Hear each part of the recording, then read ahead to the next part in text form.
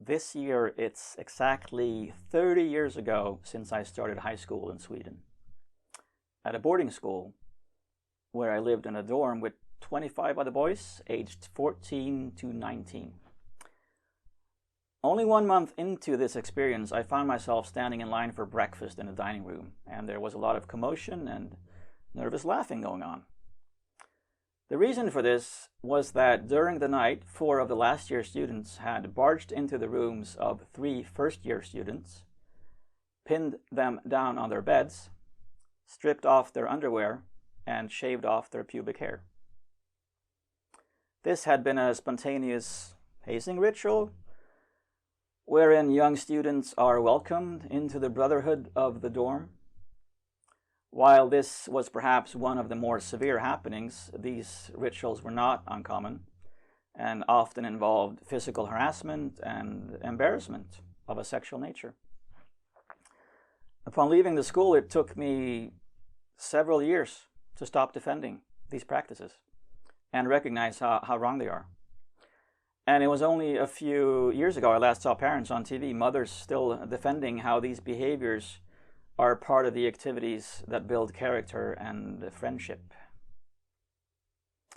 And after many years of reflection, I've boiled down my own and others' unwillingness to admit how vile the activities in fact are to this simple truth. If I admit that it was a situation of abuse, then I would be forced to myself reconcile with the idea of being a bad person.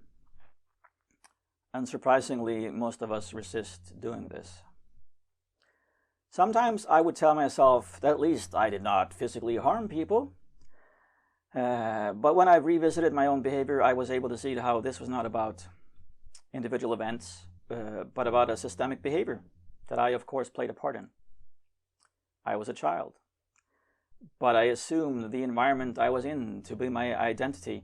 I assumed the people in my vicinity to be my community, and I adopted the rules and mindset of this community. I did intervene in the beginning. I was one of several people who leaked to the press what had happened. And after media attention, the 4 perpetrators were expelled 1 month before their graduation. You might think of this as justice served, but that's only if you fail to consider how those 4 young men had themselves been abused at the same school since the age of 14. As more and more people find themselves defending unethical practices in design, I hear CEOs, managers, design leaders, even and people in behavioral economics profess some variant of this statement. If you screw people over, they are going to stop doing business with you, and they'll tell all their friends to stop doing business with you. So essentially, if you abuse people, they will leave.